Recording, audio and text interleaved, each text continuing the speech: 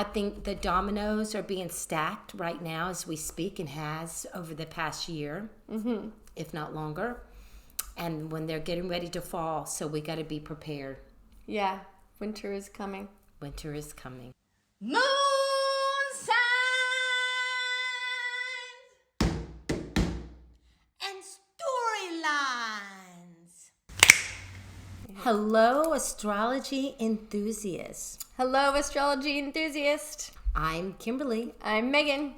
Welcome to Moon Signs And Storylines. Here at Moon Signs and Storylines, we do things a little bit differently. We take the new moons and full moons, and this, we're going to talk about the full moon in Taurus, and we give it life, this full moon, life through stories.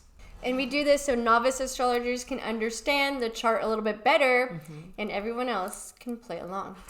So please play along. So right now we're in the middle of part 2 out of 4. The first one we gave a little character of what to expect during the full moon. We talked about the full moon, what full moons mean, and what a full moon in Taurus can mean. Now we look at all the aspects and give the build-up to our chosen story. Part 3. Part 3. And just to give you a little bit of a hint, part 4 is how all the 12 zodiac signs can take this energy in and reflect upon it and then Use it. So you ready for the build up? Ready for the build-up. I have to say the build up's like my favorite part. I love looking at the chart and just seeing the little plot twist here and there about what the energy of a full moon, what's exposing us during this sensual time, this tangible time, this reality-based time of a full moon in Taurus. Absolutely. The leading planet. So the leading planet, when we look at a chart, is really how that energy, that emotional energy, is going to flow in the most current positive way. So we see Venus. It's at the end of Libra. It's also at home in Libra because Venus shares rulership. Loves home. Yeah, Loves shares Libra. rulership with Taurus and Libra. So it loves home. It does. And so when you look at Venus, it has 2 squares, one to Pluto and one to Jupiter. And it creates a T-square, which is a lot of tension for this Venus in Libra. And Venus in Libra does not like tension. However, the release point is in Aries, which is about having courage and taking a step forward. Yes, so when we have squares, there's going to be tension, there's going to be restrictions, and Venus being the leading planet, there's going to be tension and restrictions within our relationships. And within that Libra Venus. mental thing being in Venus being in Libra, it's like how we communicate with people, and even more importantly, how we listen to people. So when you start feeling events or harsh edges within your relationships, it's time to look at that release point. It's time to feel the bravery. Venus in Libra wants nice, everyone get along, let's have love, harmony. Well, we have Jupiter in Cancer, squaring Jupiter in Cancer that says, what about my emotional needs? I have strong emotions. And then it squares Pluto in Aquarius.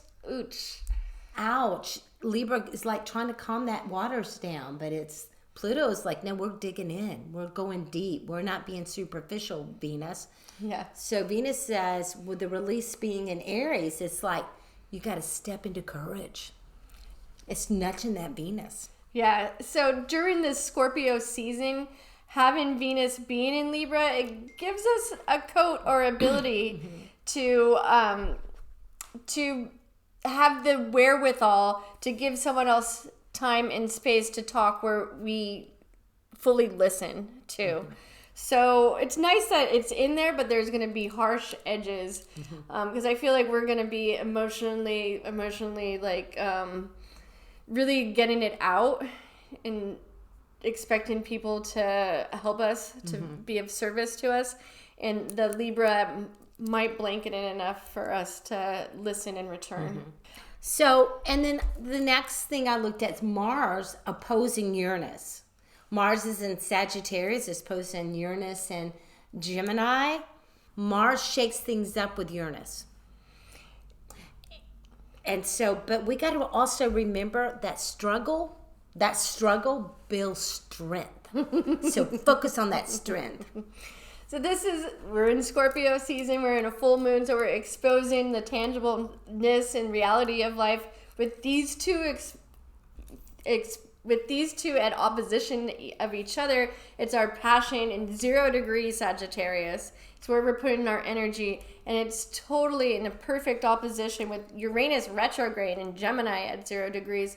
So just think of, I don't know, like throwing a wrench into a factory of workers and then having everything like go into chaos a little bit. Okay, I've never thought of it that way. I would just pay attention to Mars wants to impossible. go. Mars wants to go, but it's opposing Uranus and Gemini. That's just wants. The curiosity is going to kill the cat here. Yeah, and it's also generational too. Mm-hmm. So there's like a generational pull of passion.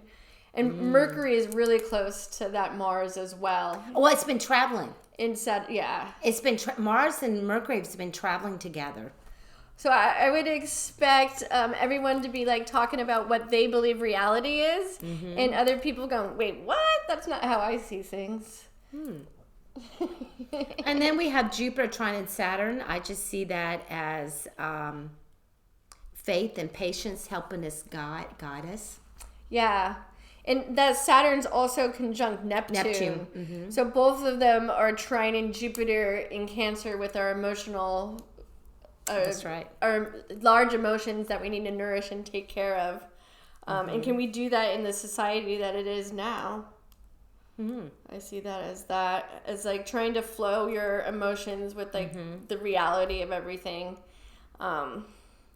I would say that's also a nice trine to us understand the collective unconscious and our own emotional securities actually help lift everybody if we... Yeah. And with this full moon, sextiling and trining the nodes. Oh, yeah. I think that calls us just to trust our instincts. Yeah. Really tune into our instincts. Yeah, so this is a water, earth, happiness with sextiles and trines into exposing our sense of survival and security and our inner emotions. So yeah, I would say like have good instincts of what tea really works with your body, what nutrition that your body is actually craving.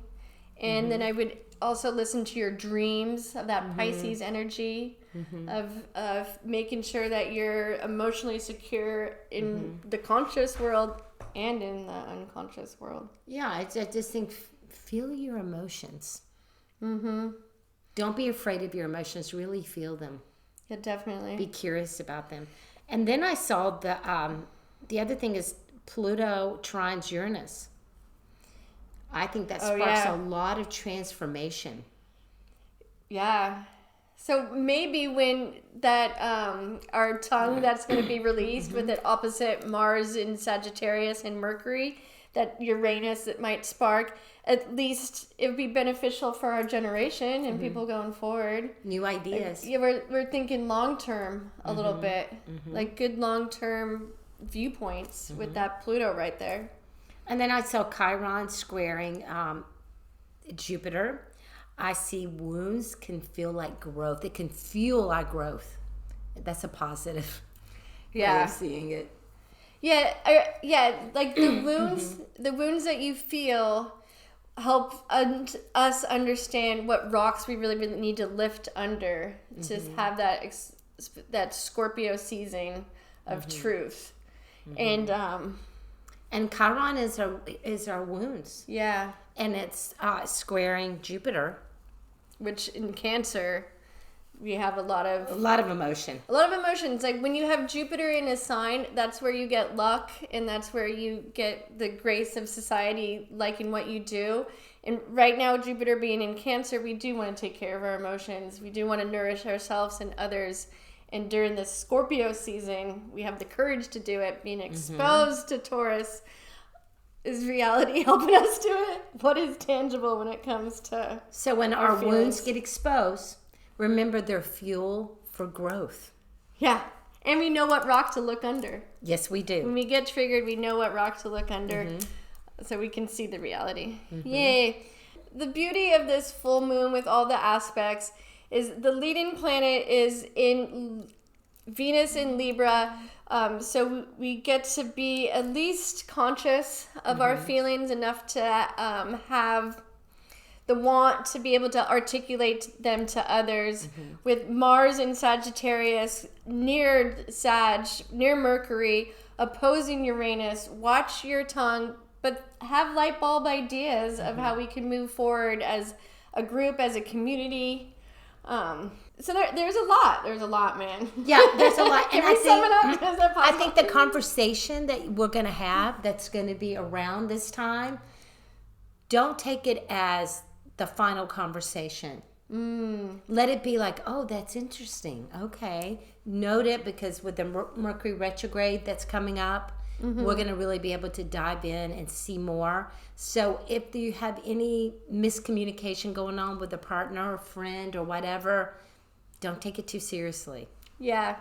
Use it as areas to explore deeper, but don't take it as a surface. Yes. Yes. Keep digging, man. I think there's a lot of water in this chart. There's a lot of earth in this chart. There's a tad of air in the outer planets that, well, the Venus too is air too. There's a little bit of air for controversial energy. It feels like a little bit. And how are we going to handle it? Yeah. So I'm giving you hints on mine. It's going to expose a lot. It's going to have to do with big pictures and radical change. Absolutely. But remember that the full moon in Taurus is the wise gardener, someone who nurtures patiently and harvests reward slowly but surely.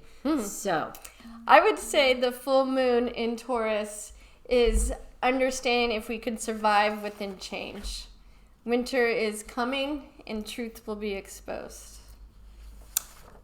I really like it. And I think that was pretty spot on with what's happening in our world. I think the dominoes are being stacked right now as we speak, and has over the past year, if not longer. And when they're getting ready to fall, so we got to be prepared. Yeah, winter is coming. Winter is coming. Right. Excellent. Part 3 is coming up. Look for it. Part 3 of 4 parts. And do let us know what you see in the chart and what energy you see society taking within this full moon that's exposing the tangible reality of stuff, and is exposing if we have a garden to share.